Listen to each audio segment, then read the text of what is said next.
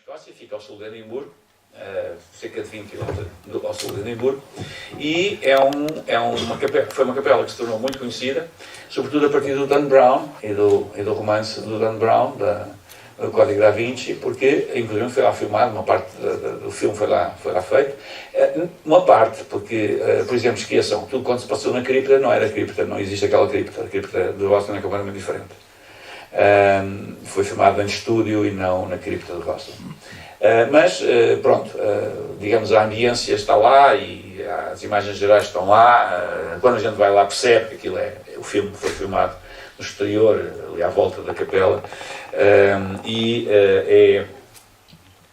é interessante. Ora, onde é que eu tenho isto? Isto não é o meu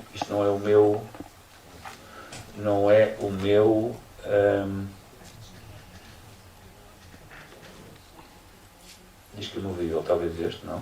Sim, este mesmo. Bem, então...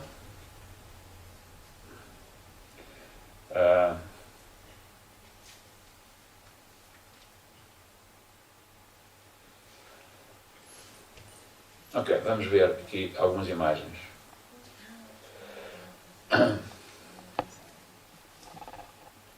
Isto é a Capela Rosslyn.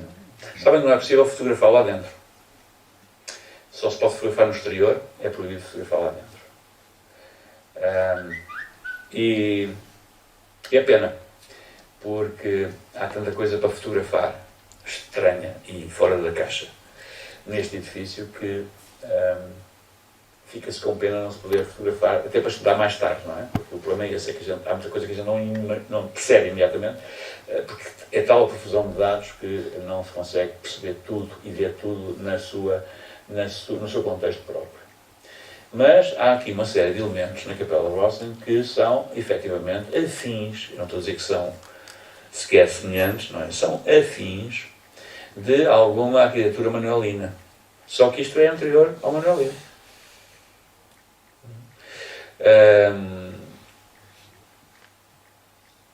Diríamos que talvez mais próximo de algum gótico flamejante, como a batalha, mas há alguns elementos que efetivamente são afins daquilo que nós chamamos de manuelino.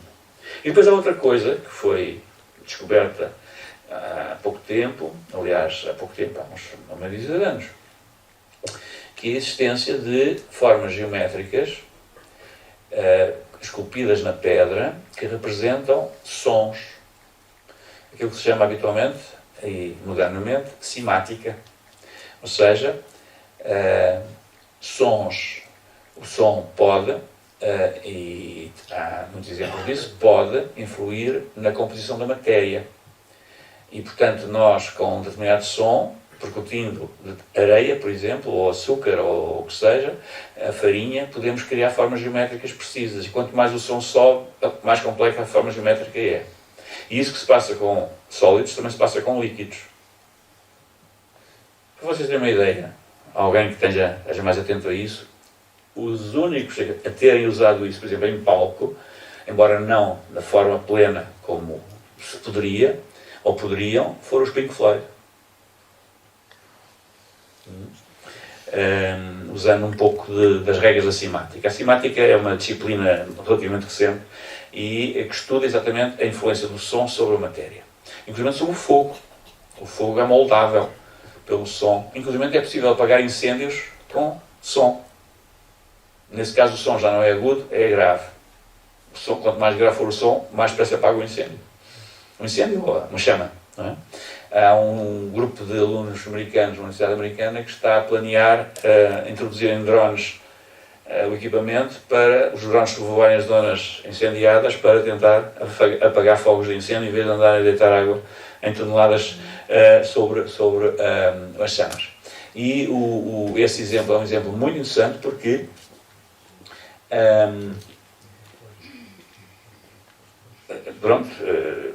percebe-se que funciona mesmo, é uma nova disciplina que está em desenvolvimento e que é a mesma coisa que acontece, por exemplo, a gente não pensa nisso, mas é a mesma coisa, por exemplo, aqueles tipos que partem copos com o som, com vocalizos, não é? Então é simática isso.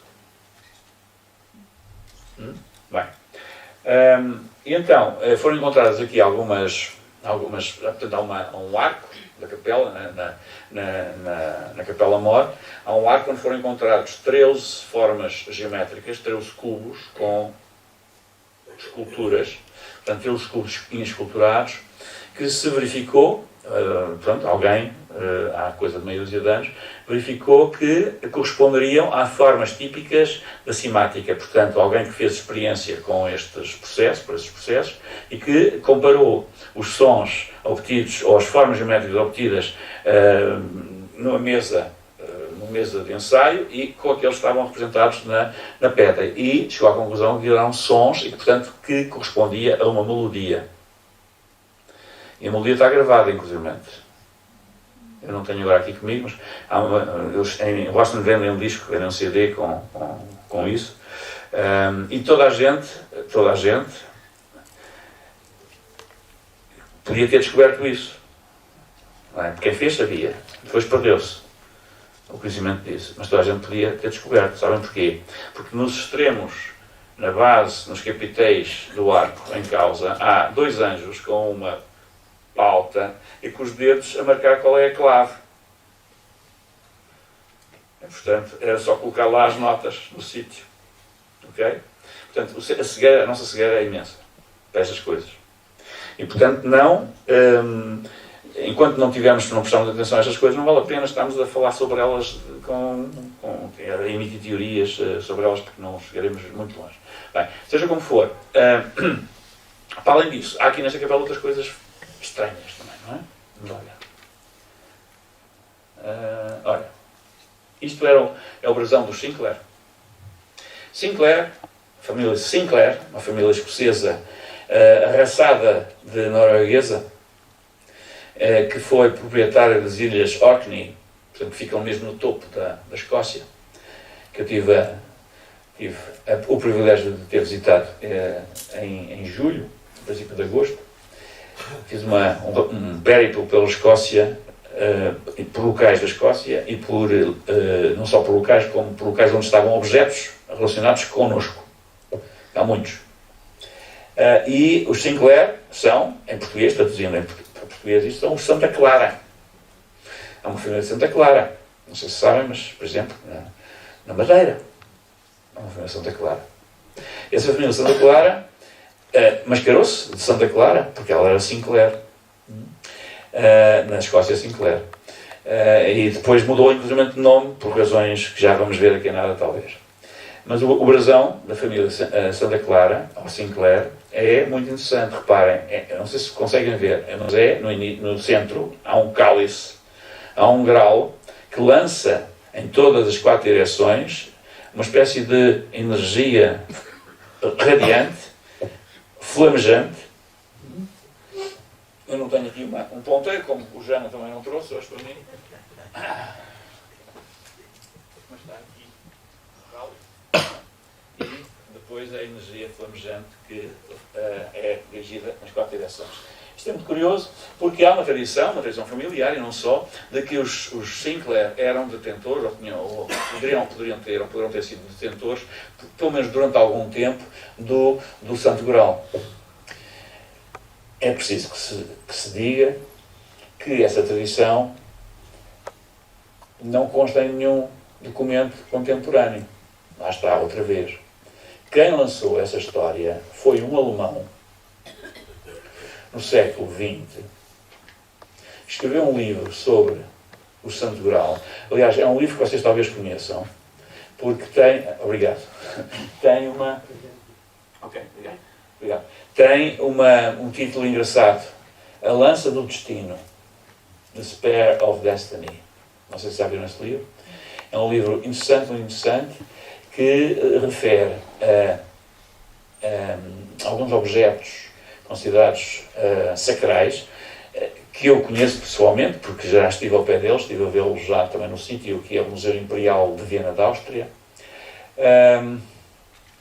Que são objetos considerados sagrados pelos Habsburgos, por isso é que eles estão no Museu Imperial de Viena da Áustria, entre os quais há portanto, o corno do unicórnio, que é efetivamente um corno de narval, que é um cetáceo, não é do unicórnio, mas pronto, é chamado assim. Uma taça em ónix que eles chamam a taça do grau e, finalmente, talvez o mais genuíno de todos os objetos, a lança, a ponta da lança chamada do destino. O que é a ponta da lança do destino? É a ponta da lança com a qual Longinos terá perfurado o flanco de Jesus quando Jesus estava crucificado. Esta lança passou de mãos em mãos, é uma história semelhante ao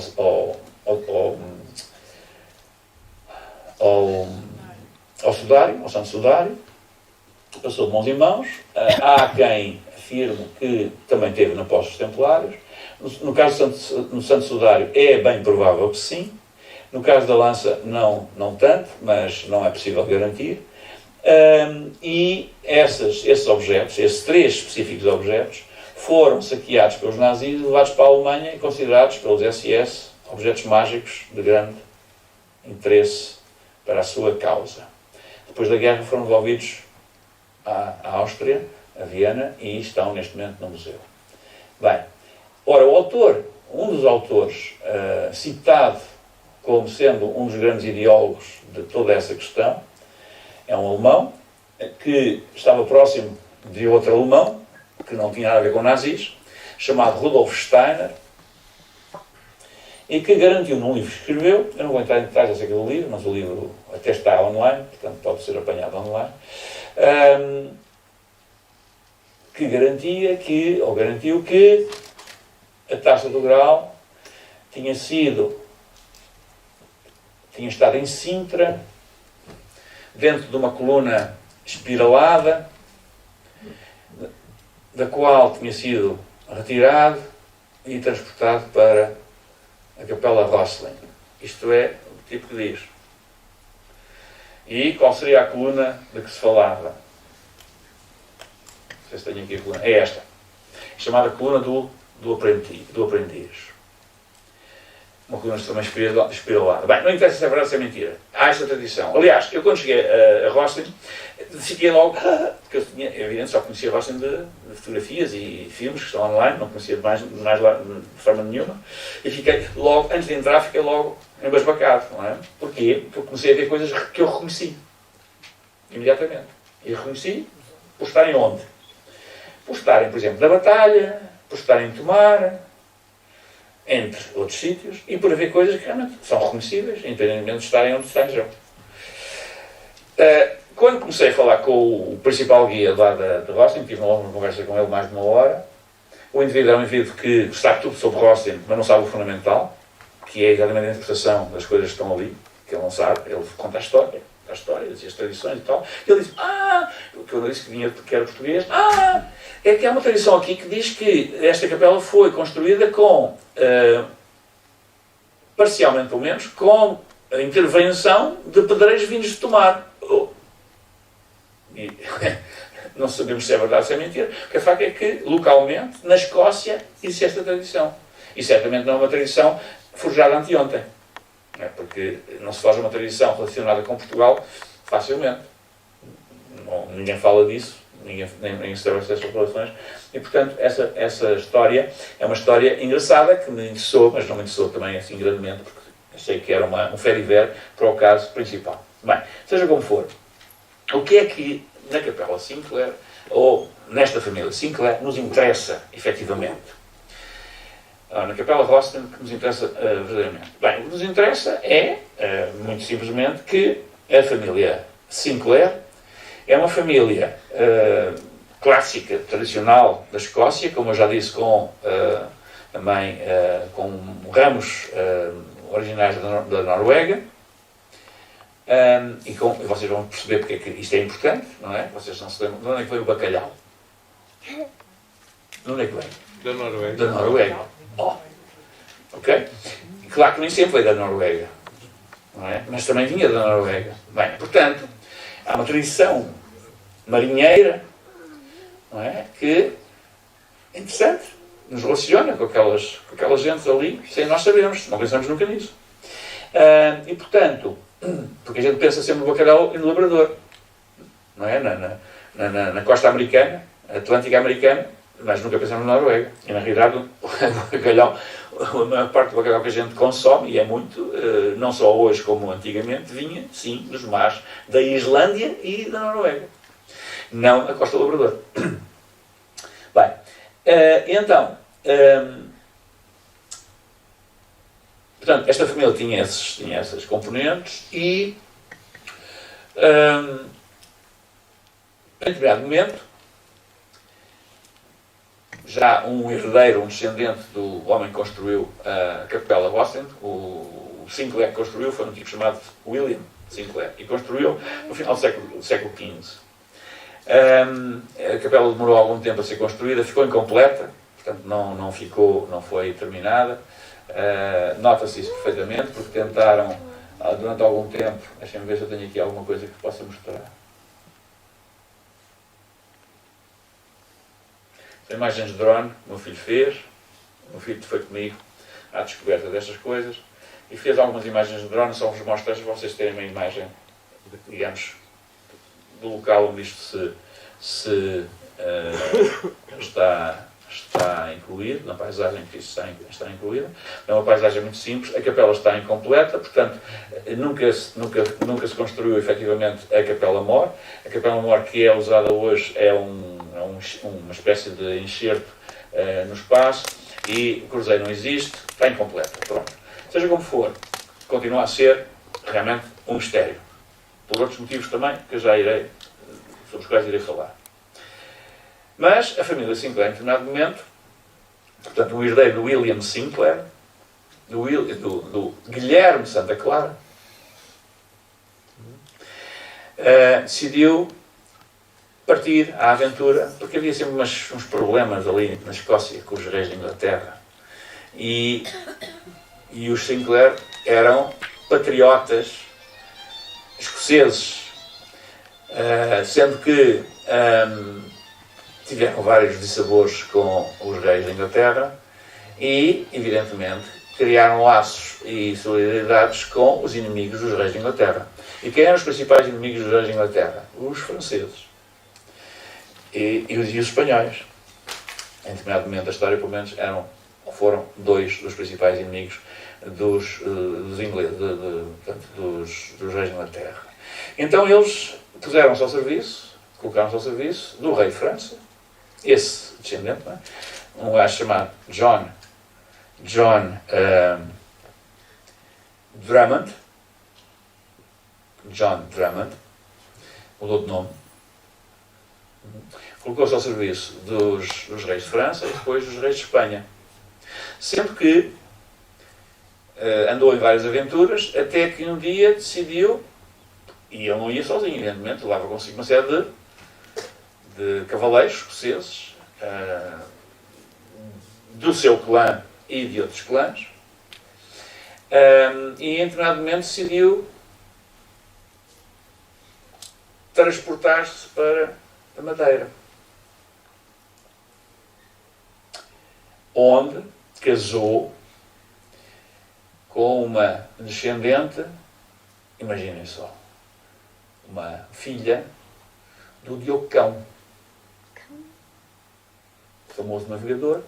Conhecem a história certamente, há algumas histórias aqui do Diogo Cão que são conhecidas por toda a gente, está sempre nos livros. Casou com a filha do Diogo Cão.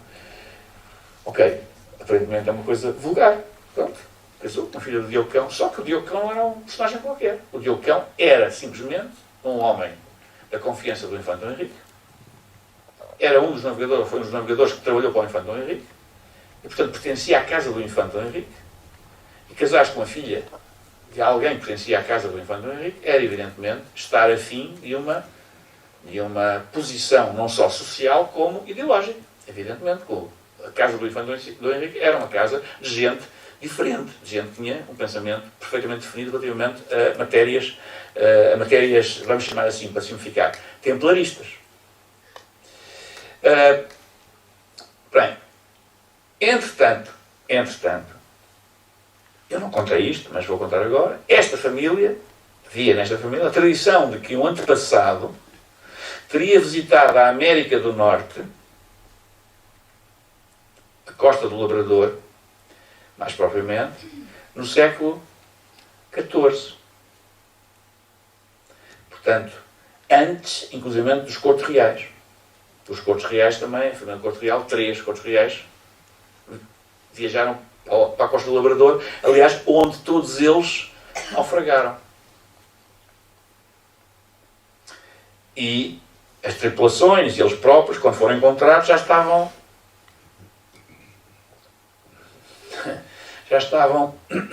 maridados, não é como se dizia antigamente, já estavam maridados com a população local, portanto com índias. E ainda hoje, quando se vai a essa região, há um grupo distinto de indivíduos que são considerados luso-descendentes, que usam cerca de 300 palavras portuguesas ainda hoje, embora a sua língua original e oficial seja o inglês, chamados ou conhecidos como The Melangians. Ora, essa gente existe exatamente no mesmo sítio onde se diz que um Sinclair esteve, aportou antes. Até há, na Escócia, quem afirma que a torre, a famosa torre de Newport, que vocês devem conhecer, que já alguns autores, inclusive um português, Luciano da Silva, disse que seria uma réplica da Charlotte Tomar. Eu, francamente, tanto não faz que seja como não seja, não interessa. Os escoceses também parece que têm alguma razão no que dizem, porque há construções idênticas na Escócia àquela que se vê em Newport, mas pronto, não interessa discutir isso, não é matéria que interessa para este momento. E nem temos datação nenhuma segura acerca daquilo. E, portanto, é engraçado porque há um cruzamento aqui de escoceses com portugueses, não é? Cá e lá. Porque, efetivamente, como eu disse hoje de manhã durante a visita, a história da Ordem de Cristo, e sobretudo sob a batuta do Infante Dom Henrique, é uma história estranha. Sobretudo porque a história oficial, a historiografia oficial, não lá apresenta de outra maneira. Quando nós temos elementos decisivos, iconográficos, para percebermos que não é bem assim. Não é aquela história de que o Infante Dom Henrique estava muito interessado nas Índias e tal, nas Índias, porque havia 7, não é? Havia a Índia que nós conhecemos com esse nome, era apenas uma das 7 Índias. Começava em Moçambique e chegava ao Japão. Havia 7 Índias. E, portanto, o Infante estava muito interessado nas Índias. Curioso é que não há nenhum documento contemporâneo do Infante que fale disso. Mas há um documento, que é a divisa pessoal do Infante, que diz tudo acerca de qual é o seu projeto. Da qual, regra geral, não se fala, porque evidentemente destruía completamente a tese oficial. E qual é o objeto? O objeto é a divisa pessoal do Infante, onde se vê descrito contemporaneamente, com estas palavras, 2 pirâmides do Egito. Não é? E as 2 pirâmides do Egito, o que é que têm a ver com a Índia? Coisa nenhuma. São coisas completamente diferentes. O Egito fica no Mediterrâneo, a Índia fica no Índico, ou as Índias ficavam no Índico, não é? São coisas completamente diferentes. Mas já ali alguma proximidade em alguns momentos, mas são coisas diferentes. Em termos culturais, inclusive, são coisas diferentes. E, portanto, isso sim, isso temos. A própria divisa do Infante é essa, 2 pirâmides do Egito. Bem, eu, hoje de manhã, referindo isso, disse que, realmente, o Infante Henrique tinha a Europa toda ao seu lado, num projeto que não chegou a concretizar-se, à exceção dos venezianos, que estavam conluiados com o sultão do Egito. Porquê que estavam conluiados com o sultão do Egito? Porque o sultão do Egito dominava todo o comércio do Oriente, defendia a Terra Santa, e os venezianos tiravam partido disso. Porquê? Porque eram eles que introduziam na Europa todos os produtos que lhes chegavam por via do Egito. E tinham também alguns interesses na própria Terra Santa. Isto tudo depois dos templários terem sido expulsos de lá e de Chipre.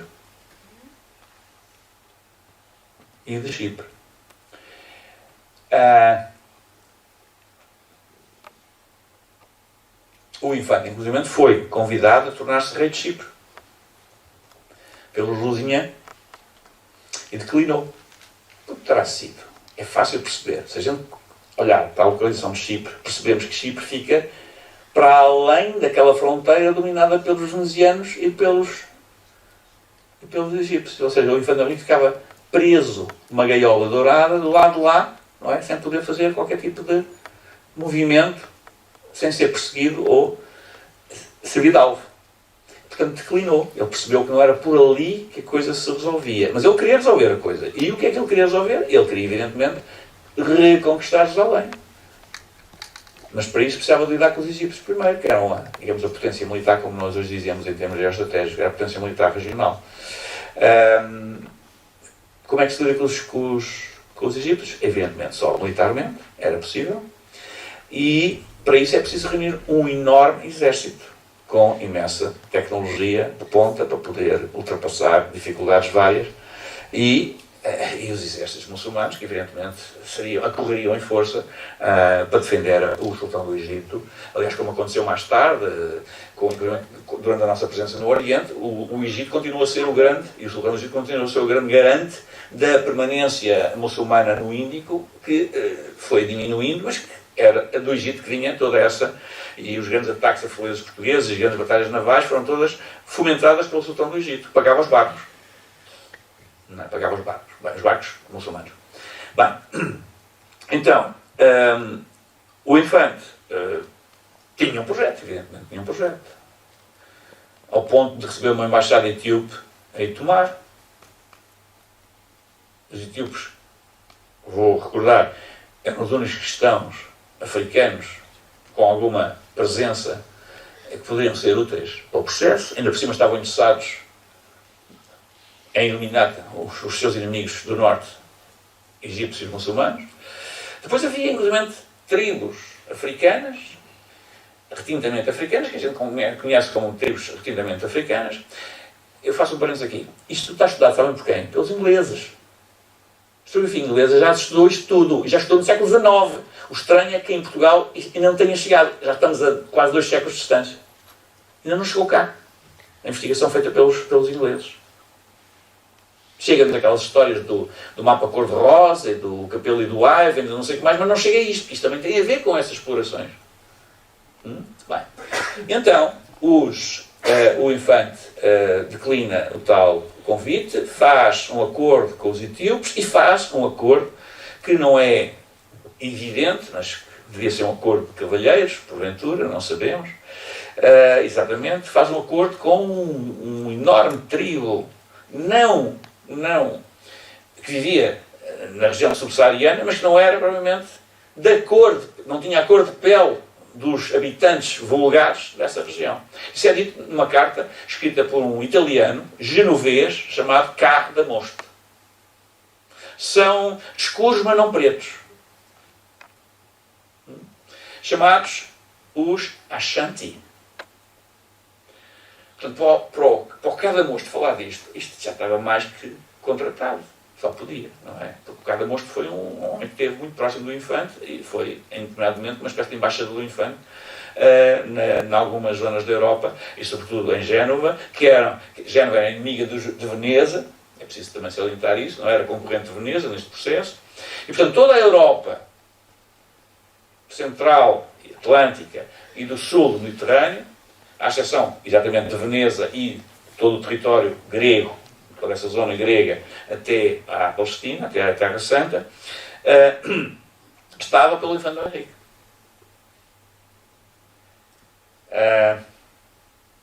Mas estava pelo infante Dom Henrique, para o infante Dom Henrique fazer o quê? É óbvio, para reconquistar Jerusalém. O infante Dom Henrique não era, por acaso, o administrador, isto é, o grão-mestre da Ordem de Cristo, herdeira legítima da Ordem do Templo, única herdeira legítima da Ordem do Templo. Claro que era. Portanto, o objetivo era o mesmo. Continuava a ser o mesmo.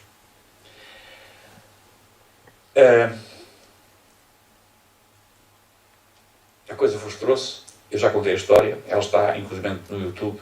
Inclusive, já contei a história uma vez aqui, nesta sala. E, portanto, a história está no YouTube. Vocês podem consultar, porque eu digo lá muita coisa que, evidentemente, e mostro, inclusive a divisa, etc. Não tenho comigo agora para mostrar. Mas a parte engraçada disto é que aquilo foi frustrado, mas, para a coisa acontecer, tinha que haver um exército e uma armada, porque a entrada no Egito se faria por mar ou por rio. Como é que se entrava no Egito por rio?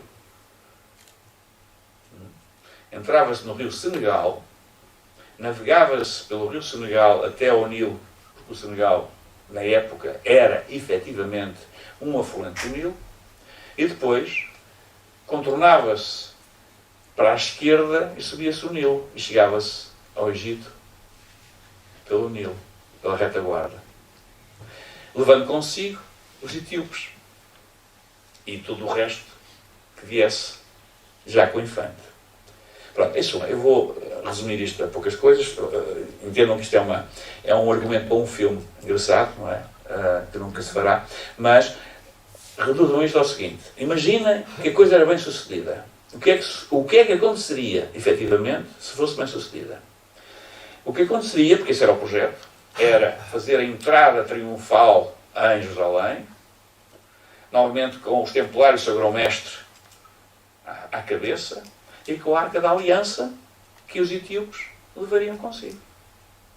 Portanto, o mundo teria sido diferente, com certeza. Isto não aconteceu por causa de questões logísticas, porque os barcos portugueses eram muito bons, mas não saltavam nem cascatas nem rápidos. E, portanto, também não eram levezinhos para poderem ser transportados por terra e postos novamente na água, não é? Uma série de quilómetros a montanha. Portanto, isto não aconteceu.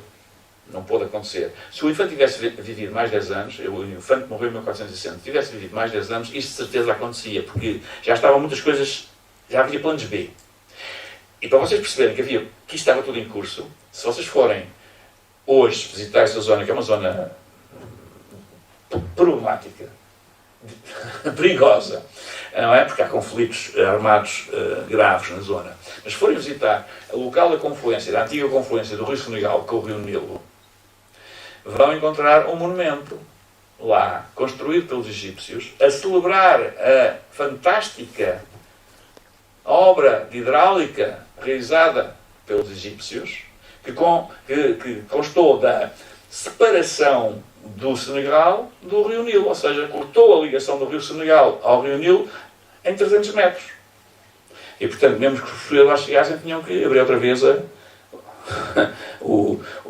val, não é? Para a água circular outra vez para chegar ao Nilo. 300 metros estava o monumento. Portanto, tal como nós tínhamos informação privilegiada que nos permitia fazer o percurso Senegal-Cairo, Alexandria, não é? Os muçulmanos também tinham informação privilegiada, as fontes eram as mesmas, que lhes permitiam saber qual era o percurso do Cairo ou de Alexandria até à foz do Senegal. Quem eram os informadores privilegiados? Os judeus, os mercadores judeus que faziam esse percurso num sentido e noutro. Em barquinhos, evidentemente, mais simples, ou em caravanas. Ok? Bem, tudo isso está perfeitamente esclarecido pelos ingleses em 2 trabalhos imensos. Um deles tem 2 volumes grossíssimos, cheios de fotografias e pronto, muita coisa, muitos mapas e muitas coisas curiosíssimas. Inclusive com estudos de linguística e etc. Muitas dessas coisas que são, pronto, à maneira inglesa, não é? Os exploradores tinham essas facetas sempre múltiplas e eram tipos polifacetados e, portanto, dedicavam-se ou levavam consigo amigos que tinham essas capacidades e, portanto, fizeram isso. Bem, mas, voltando à questão central, isto parece um fait divers, mas não é um fait divers.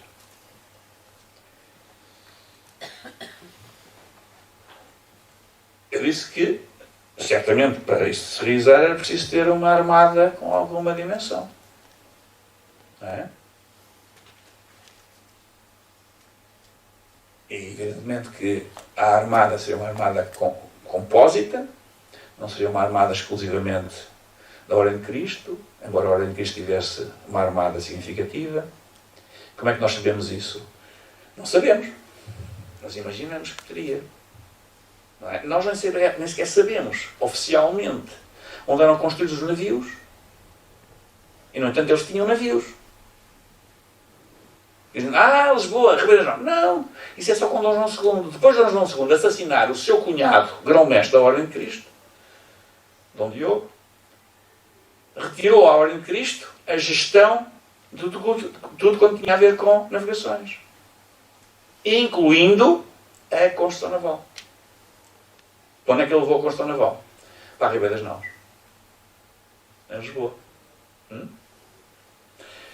Embora a Madeira para os barcos que tivesse a mesma origem que tinha antes. Essa origem era um território templário. São as florestas que têm ardido nos últimos anos. Mação, Cerro do Alto, todas essas regiões eram regiões templárias, e a madeira vinha daí. E vinha como? Vinha pelo Zézer. Ia dar diretamente ao estaleiro de construção naval que existia no Zézer, que são 500 metros, praticamente 500 metros de margem onde se fazia construção naval. Ainda outro dia, no dia em que apresentei o catálogo, o Sr. Presidente leu um documento de um espião espanhol que dizia que estavam a ser construídas mais de 100 navios, de grande porte. Mais de 100 navios. Já viram a extensão do estaleiro? A gente vai lá agora, e estão lá, certas estruturas ainda visíveis, embora esteja muito destruído. Mas a madeira vinha pelo Zézer diretamente ter ao estaleiro. E esse estaleiro era defendido por um castelo templário, que é um castelo templário extravagante, porque é um castelo templário de uma dimensão anómala, é talvez tão grande ou maior que o de Tomar, e no entanto está arruinado, completamente arruinado. Está praticamente raso. Há zonas onde se vê 3, 4 metros de muralha, mas depois o resto está tudo enterrado. Tem a vantagem de nunca ter sido mexido pelos monumentos nacionais e, portanto, poderemos ter muitas surpresas ali, naquele castelo. Mas esse castelo foi abandonado quando? Para estar no estado em que está. É um outro mistério. Normalmente diz que foi abandonado durante o século XIII, o século XIV. Bem, eu, francamente, creio que foi abandonado, porque isso tudo até há documentação que permite chegar a essa conclusão, foi abandonado durante o século XV. Segunda metade do século XV, quando Dom João II assassina o cunhado e quando leva a construção naval para Lisboa. Porque aquele castelo fazia a defesa do estaleiro, dos templários e depois da Ordem de Cristo. Qual é a importância disto? Bem, sabemos que os barcos portugueses, os barcos da Ordem de Cristo, eram barcos completamente distintos dos barcos que não pertenciam à Ordem de Cristo. Isso já está mais que estudado. E, reparem, os barcos não pertenciam à coroa. Só passaram a pertencer à coroa, os barcos com a tipologia dos barcos da Ordem de Cristo, só pertenceram à coroa a partir de Dom João II. Antes de Dom João II não havia barcos templários na mão de particulares. Havia barcos templários na mão de templários. Os outros tinham outros barcos, inspirados nos barcos do Norte da Europa, inspirados nos barcos do Mediterrâneo, que eram diferentes. Os do Norte da Europa com estrutura triangular, os do Mediterrâneo com estrutura quadrangular. Os da Ordem de Cristo, os templários, tinham estrutura pentagonal. Também é uma questão que está mais que estudada. Houve um indivíduo que eu conheci, tive a honra de conhecer pessoalmente, e o privilégio de conhecer pessoalmente, chamado Otávio Lixa Filgueiras, que fez esse estudo e deixou toda a informação necessária. Depois há outros autores que completaram, mas a informação fundamental foi apresentada pela primeira vez por esse indivíduo, que eu conheci um dia em que fui a um concerto de música coral num mosteiro de Alcobaça e tive aquelas coincidências, não é? E sentámos lado a lado, não nos conhecíamos de lado nenhum. Conhecíamos nessa ocasião e a conversa levou-nos muito longe porque continuámos a conversar durante muitos anos. Bem, qual é a questão que está aqui patente? Ou pelo menos, se não está patente, está aqui subjacente.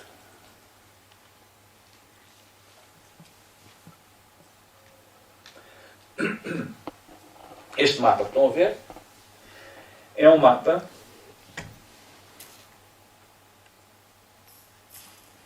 de início do século XIV, portanto, contemporâneo do processo contra os templários, e que tem algumas características engraçadas. Reparem que há aqui uma cabeça na Península Ibérica, uma cabeça feminina, há uma cabeça também aqui com um manto, não é? Um corpo humano. Isto é o Mediterrâneo. Isto é o Mediterrâneo.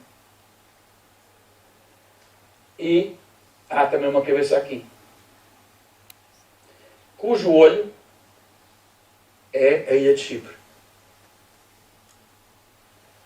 E reparem, aqui vê-se mal, mas eu vou mostrar-vos um boneco mais esquemático. E reparem numa coisa muito engraçada. Temos a cabeça aqui, com o olho, não é? A mãozinha desta personagem, um personagem barbado, que tem na mão um ábaco templário e que, cuja outra mão, mão direita, se liga a uma mão que vem desta figura cuja cabeça está na Península Ibérica. Isto, penso que pode ser sugestivo de uma aliança específica entre o mestre dos Templários, cujo ábaco nós vemos ali, e a Península Ibérica. Exatamente no momento em que os Templários são perseguidos e são dissolvidos. Este mapa é contemporâneo disso. Chipre novamente ali, não é? O olho.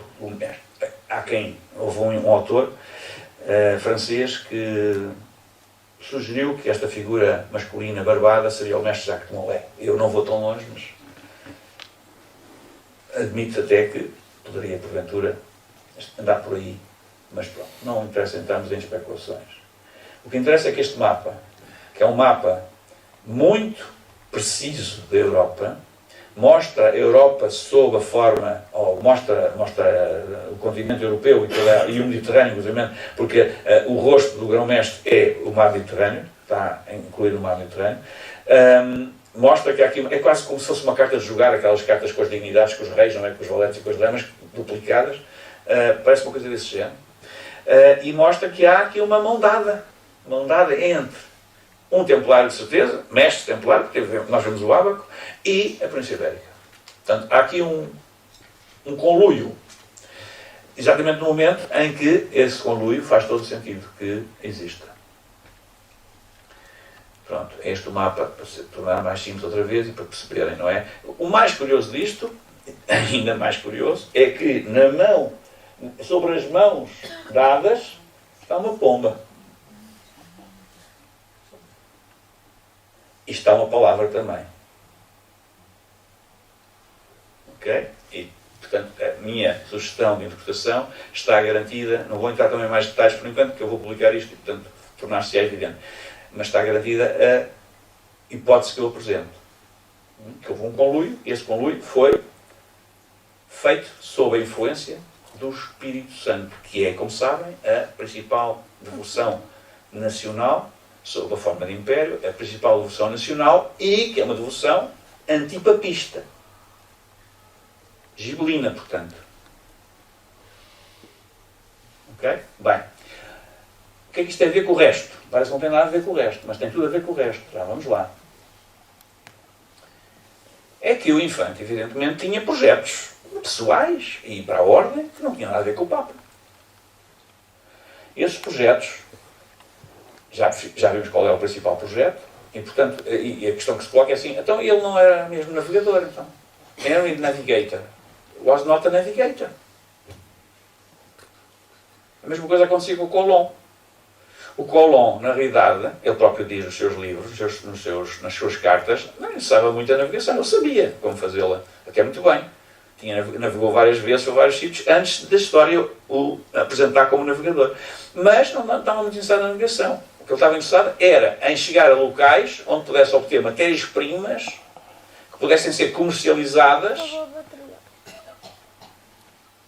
criando um saco azul que teria a função de alimentar, de financiar o projeto de quê?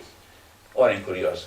Ele pertencia à família, não nos admira, de financiar as conquistas de Belém. Ok? Bem, portanto, estas questões são questões muito curiosas que nos levam a outras constatações. No Mosteiro da Batalha aparecem várias vezes, muitas, eu só trago 3 exemplos, representações de um vestal que hoje vos mostrei às pessoas que foram ao Convento de Cristo, de um vestal que é conhecido pelo nome de Couve de Chipre. Couve de Chipre. Couve de Chipre, mas coisa estranha, uma couve de Chipre, o que é que Chipre faz ali? Bem, é que o Mosteiro da Batalha foi construído sob o patrocínio de Dom João I, que conhecia plenamente tudo isto. Sabe onde ele foi educado e porquê foi educado? Foi educado em Tomar pelo grão-mestre da Ordem de Cristo, Dom Nuno Rodrigues. E foi tornado mestre de Avis pela influência do grão-mestre da Ordem de Cristo, Dom Nuno Rodrigues. Portanto, quando ele manda construir a batalha, evidentemente, aliás, a batalha é um mapa de um processo que também ficou incompleto. Aliás, as capelas imperfeitas são uma parte desse processo.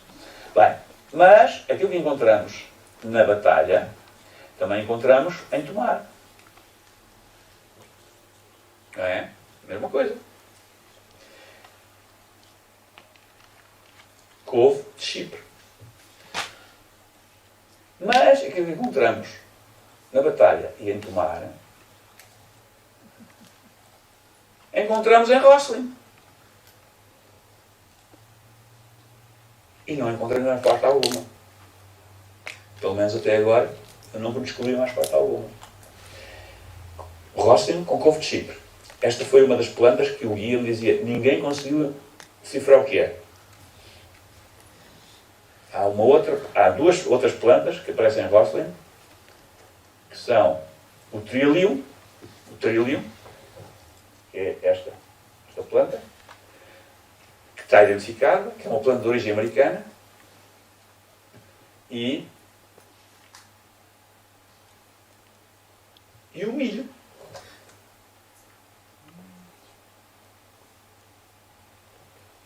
Desculpem. Trillium de origem americana. E o milho também é. Quando é que isto foi construído?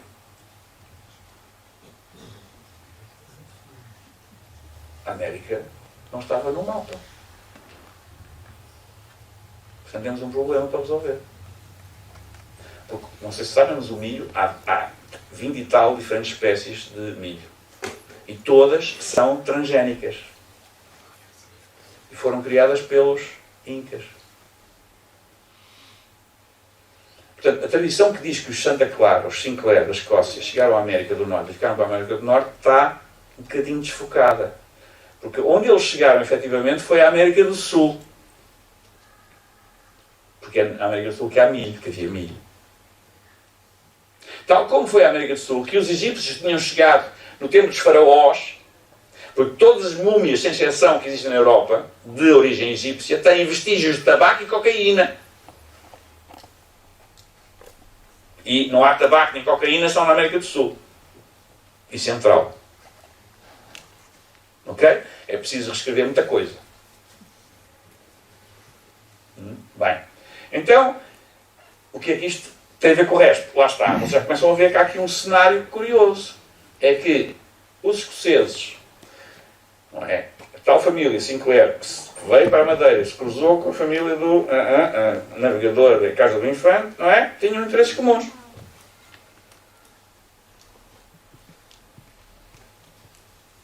E como também tinham barcos acima da média, que os escoceses não tinham, precisavam deles para fazer certas navegações, evidentemente precisavam de se unir a quem os tivesse. E quem os tinha? A Ordem de Cristo e os seus cavaleiros. Neste caso, o Diogo Cão. Não é? Bem, portanto, este assunto é um assunto, como vocês percebem, que nos levaria muitíssimo mais longe do que eu quero levar. Não vale a pena, já perceberam? Há qualquer coisa que é preciso reescrever a este respeito. E, portanto, se é mais um segredo da Ordem. A Ordem do Templo conhecia a América muito antes daquilo que a história nos apresenta como sendo a descoberta da América. Porque senão, como explicar o milho e como explicar outras coisas, não é? Pode ser dizer, mas os Sinclair não eram templários. Era. Este William, que construiu a capela, tem lá o túmulo dele com o ábaco e uma espada. Até poderá ter sido grão-mestre dos templários na Escócia. Eu não tenho aqui essa imagem. Mas há uma laje, túmulo lá, com o ábaco e uma espada. E rigorosamente igual a Tomar. Ok.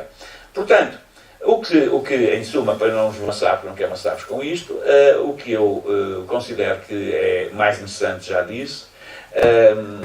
Depois é preciso fazemos outras considerações, apresentamos outras considerações, porque, por exemplo, então, mas os tipos iam para a América e como é que conseguiam estas coisas? Não é? Porque é que iam para a América? Era por causa do milho? Era por causa do trilho? Qual é o interesse disso? Aparentemente nenhum. Pois, mas é que o trilho e o milho não é o interesse principal. O interesse principal dos templários estava noutra coisa. Na prata. E haverá quem diz, o gajo está mesmo a sonhar. Não é? O tipo está mesmo a sonhar, está doido, pirou completamente. Pois não estou por doido nem pirei. Porque depois falta explicar outra coisa, que existe na América do Sul, que são 4.000 km de estradas, vários ramais, empedradas à romana. Não estou a dizer que sejam estradas romanas, atenção, não é? Também não tenho imagem aqui, mas porque me esqueci de juntar aqui a imagem. Empedradas à romana, com água corrente lateralmente e com abrigos de tantos e tantos quilómetros, 20 e 20 quilómetros. Porque a selva era perigosa. Nessas estradas, ainda hoje existe essa estrada, nessas estradas a floresta não cresce. Porque os seus construtores colocaram uma gramínea que impede o crescimento da floresta nos intercícios das pedras. E essa estrada ainda hoje existe, livre da selva. E, portanto, quando nós ouvimos aquelas histórias que os nossos bandeirantes andavam ali às espadeiradas, às catanadas, à floresta virgem americana, esqueçam. Porque eles entravam por essa estrada, tal como os espanhóis depois, ao ponto de um governador português, Salvador Correia de Sá, ter publicado um decreto onde se dizia que seria condenado à morte quem usasse a estrada ou desse guarida a quem usava. Dá para perceber, não? 4.000 km de estrada. Então, mas, caralho, os incas, os índios não construíram estradas em pedra. Não construíram nada em pedra. Não é? Teriam sido os incas. Os incas construíram a estrada para quê? Para vir para o Carnaval? Para a Copacabana? É uma pergunta só pode ser irónica, evidentemente. Porque tudo isto foge à nossa compreensão, pelo menos à compreensão que nós temos destes assuntos, que nos foi fornecida para estes assuntos. A estrada em causa, quem quiser procurar, encontra fotografias online, chama-se P-A-Biru. P-E-A-B-I-R-U. P-A-Biru. Estrada de P-A-Biru. E vejam o que é, para perceberem que era uma estrada mesmo. Reparem uma coisa engraçada. Os maias e os incas não conheciam a roda. A roda foi introduzida pelos espanhóis e pelos portugueses naquelas regiões. Portanto, a estrada não servia para circularem carros de bois ou de lamas ou o que fossem. Não havia rodas. Ok? Não há marcas, aliás, na estrada de rodas. Mas 4.000 km de estrada é muita estrada. Ainda por cima com aquela estrutura, com cerca de 2 metros de largura em alguns sítios, com água corrente, constantemente, com abrigos, onde a selva não cresce. Bem, portanto, nós sabemos que, em determinado momento, e essa questão é uma questão que também está associada à ganância do Filipe o Belo, em determinado momento os templários introduzem na Europa toneladas de prata. E é com essa prata que é cunhada muita moeda que ultrapassa tudo quanto é lógico. Para quem tinha pouca e esperava que ela chegasse do Oriente, da Ásia, não é? De repente aparecem toneladas trazidas de onde? Bem, há um amigo meu, geólogo argentino, que trabalha na Universidade de Belo Horizonte, em Minas Gerais, com o qual eu tenho uma relação bastante próxima, e que se propôs fazer a análise do ADN do metal, porque o metal tem ADN, sabe-se perfeitamente qual é a mina de onde saiu, ou as minas de onde saíram, de onde saiu aquele metal. E, portanto, só falta que alguém ofereça umas moedas da época, em prata, para poderem ser destruídas para fazer a análise do ADN. Claro que as moedas são normalmente valiosas, ninguém estará disponível para fazer isso, mas se calhar valia a pena, porque ficámos com o problema resolvido de uma vez por todas. É, porque estes indícios são indícios de que qualquer coisa não está bem no sítio.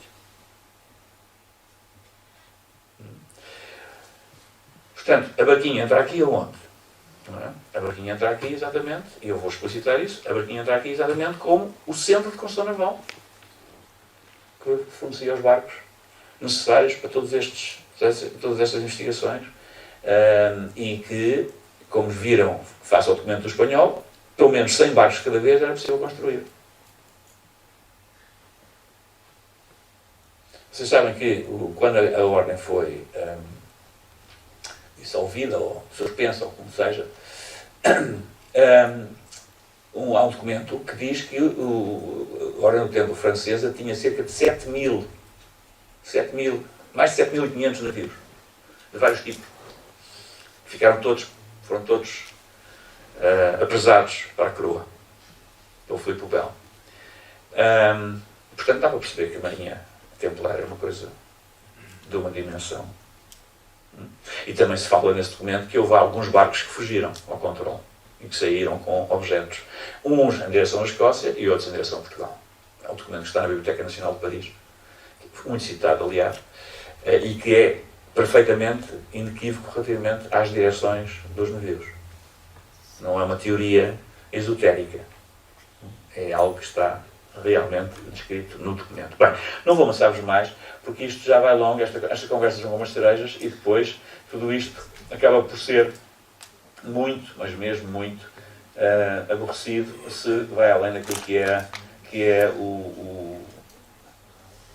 pronto. Que nós na América, olha, não posso mostrar nada, está vazia a pasta. É só para vocês ficarem com porque há objetos. Há objetos. Em vários sítios, na América do Norte e na América do Sul, há objetos. Estão na posse particulares. Mas há objetos. Inclusive, há 3 inscrições. 3 inscrições. Uma delas é portuguesa. É aquela dada a conhecer pelo Pedra de Dayton. Vocês devem ter ouvido falar disso. A Pedra de Dayton é uma inscrição portuguesa no rio Dayton. Mas há mais 2. Bem, mas isso fica para outra conversa, noutra ocasião, porque, efetivamente, esta aqui já é suficientemente clara e espero que agora vocês façam um exercício de colagem desses dados todos e de construção do cenário, porque isto é como montar como fazer edição num filme, não é? Temos vários planos e depois temos que fazer a montagem para as coisas todas encaixarem umas outras. Não há como fazer isto numa conversa como esta, porque há muitos elementos que são necessários para se fazer a montagem correta. Há muitos planos que não temos, não é? Que eu não forneci para fazer a montagem correta. Mas há muita coisa já que permite fazer, ao ter uma ideia de como fazer um alinhamento de imagens, para termos não o filme, mas pelo menos para a edição depois correr mais rapidamente e mais dinamicamente. Fica à vossa disposição se houver perguntas para me fazer. Evidentemente que há questões às quais eu não farei qualquer alusão, porque implicam conhecer outras que me variam ter que justificar isso por outras justificações. E, portanto, se porventura houver perguntas que conduzam aí, já sabem que eu vou dizer, desculpem, mas fica para outro dia.